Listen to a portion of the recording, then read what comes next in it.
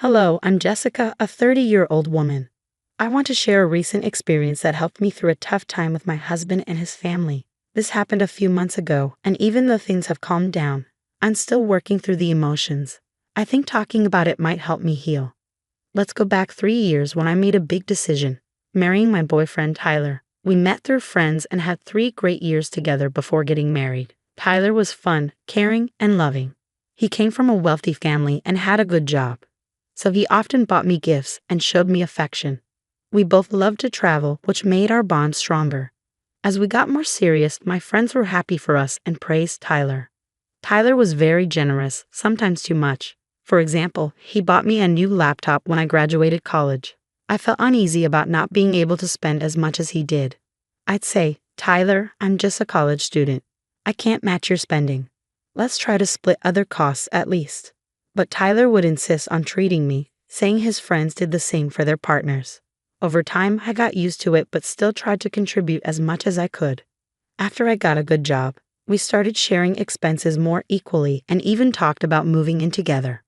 One day, Tyler suggested, "You can move in with me. I inherited my house from my grandpa, so no worries about rent, but we should split other expenses to keep things fair." Even though I was unsure, he reassured me, and we began living together.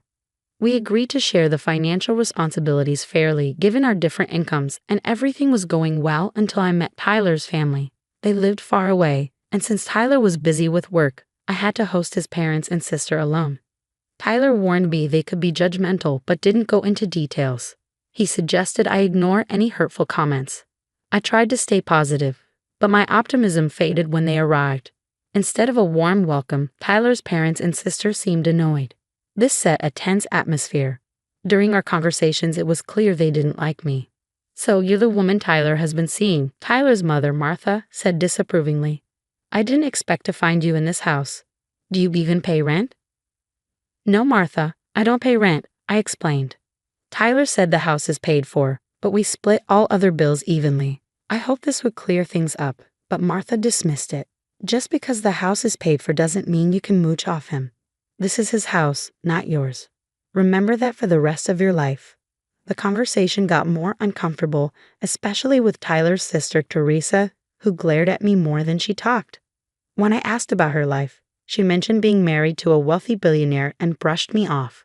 During their visit, Tyler didn't support me and seemed to side with his family. Gabrielle and Martha kept criticizing me, making the visit hard.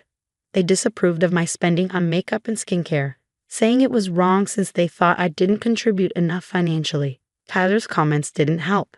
He'd say things like, "Jessica was a struggling student when we first met," implying I depended on him a lot, which wasn't entirely true. He'd mention how he paid for everything early on because my job didn't cover my taste for luxury. I was shocked and reminded him we now split our bills equally. I explained that I had always lived simply, both before and during our relationship.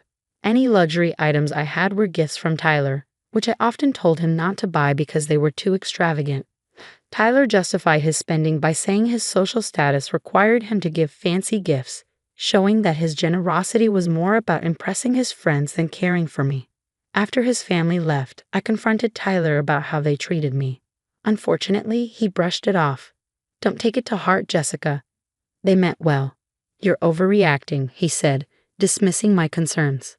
Despite my doubts, Tyler proposed 5 months later, and I happily accepted. We planned an engagement party and split the costs. I was running a small side business that Tyler knew about but never asked much about.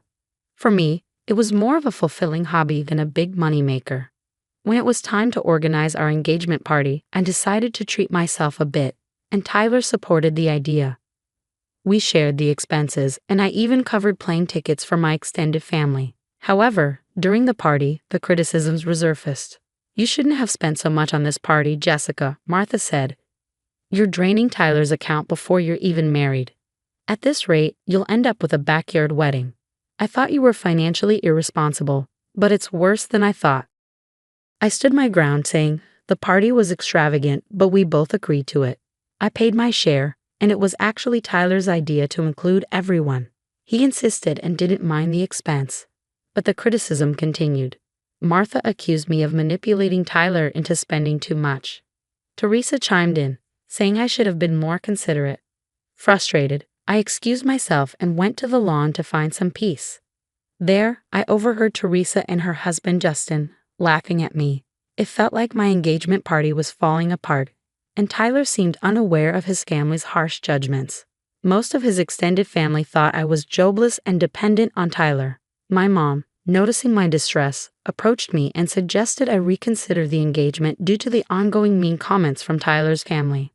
After the party, I confronted Tyler about the situation. He brushed it off as a joke and expressed his love, saying financial matters didn't concern him. I told him I wanted to contribute more, especially towards rent, but he dismissed the idea.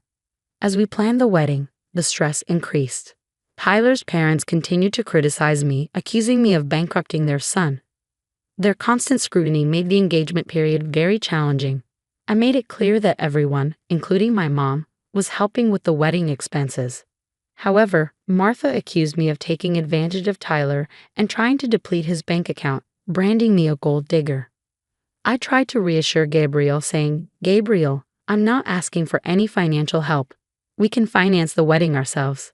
But despite my explanations, Teresa criticized the cost of my dress and makeup on the wedding day, even though my mother covered those expenses. The wedding ceremony went smoothly, but at the reception, Martha and Gabriel continued to criticize my spending habits, accusing me of financially exploiting Tyler. Despite their harsh words, I stayed silent to avoid ruining our special day. A few months later, Tyler got a significant promotion at work and wanted to celebrate with a grand family dinner. I was excited for him and decided to cover all the expenses myself. "Tyler, I want this dinner to be extraordinary. I'm so proud of you and want to celebrate your success," I told him. Tyler appreciated my gesture, and I told him my business was doing well. I had a stable income from my job and recently accessed a trust fund from my paternal grandfather. I planned the event meticulously to make it perfect. However, when his family arrived, they were unhappy with the arrangements. Despite positive feedback from other guests, his family seemed to disapprove of the celebration's lavishness. During the speeches, Martha stood up and, with her voice carrying across the room, began criticizing. "I want to thank everyone for coming to celebrate my son. He's hardworking and generous, and he really deserves this promotion. Unfortunately, he made a poor choice in his partner. It's sad that he ended up with someone who acts like a gold digger. I wish he had seen her true nature earlier. Then he wouldn't have to work so hard to support her expensive lifestyle." Martha continued, her voice full of regret. "It's clear to everyone here that his wife has been very extravagant. From the engagement party to tonight's dinner, she has almost drained his accounts." Feeling hurt, I took a deep breath and tried to stay calm. Martha added, "Thank goodness we had Jessica sign a prenuptial agreement before the wedding. At least some of his assets are protected." She seemed relieved, saying it was good her son married someone who could at least look like a trophy wife. Tyler agreed with his mother. "I can't even afford to spend money on myself anymore. There's nothing left," he said. He called marrying me a mistake and compared me unfavorably to others. Shocked and frustrated, I finally spoke up. "Do you really think I'm a gold digger?" Tyler's response was cutting. "Your lifestyle is quite damaging to my bank account." Determined to clear things up, I said, "Since you all think I'm a gold digger, let me show you my bank balance." I revealed my financial independence to everyone present. The room fell silent in disbelief. Martha accused, "Did you steal my son's money?" Tyler added suspiciously, "She must have taken it from you." Frustrated but calm, I replied, "I don't need to steal money from your son. This is all from my efforts. I recently accessed a trust fund from my grandfather. I plan to use it to buy a bigger house for us, but now that seems unlikely." Despite my explanation, Tyler suggested we could still buy the house. "It'll be a wonderful gift," he said, but I was firm. "This is not happening. Your family has insulted me for too long, and you've never stood up for me. Instead, you've let them spread lies about me." Tyler tried to downplay the situation, saying I was overreacting. But I stood my ground. "No, I am not overreacting. Everyone here knows what your family has been calling me. They were here when you allowed them to insult me during our engagement party." Finally, I reached my breaking point. I couldn't tolerate the disrespect anymore. "I want a divorce," I said sternly. Tyler tried to plead with me, but my mom intervened. "You never defended my daughter.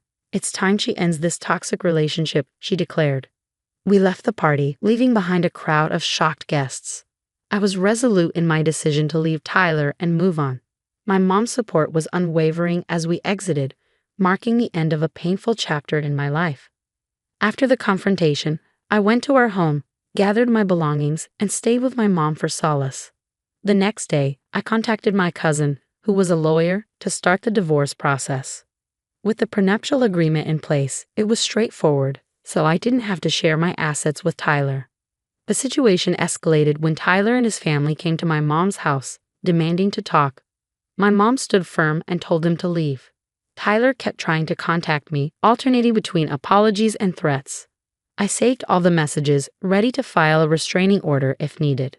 My mom's unwavering support gave me strength. Tyler even tried to confront me at work, but security escorted him out. I decided to leave my job, as my growing business meant I no longer needed it. I resigned that day, ready to move forward. A week later, I served Tyler the divorce papers at his workplace. He went to my old office only to find out I had resigned. My former colleagues said he kept sending flowers and gifts to my mom's house, which we returned.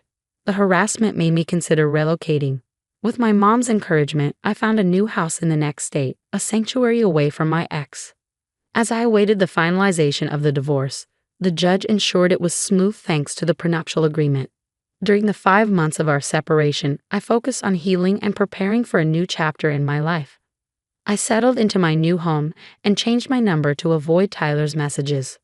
I heard Tyler's life was falling apart.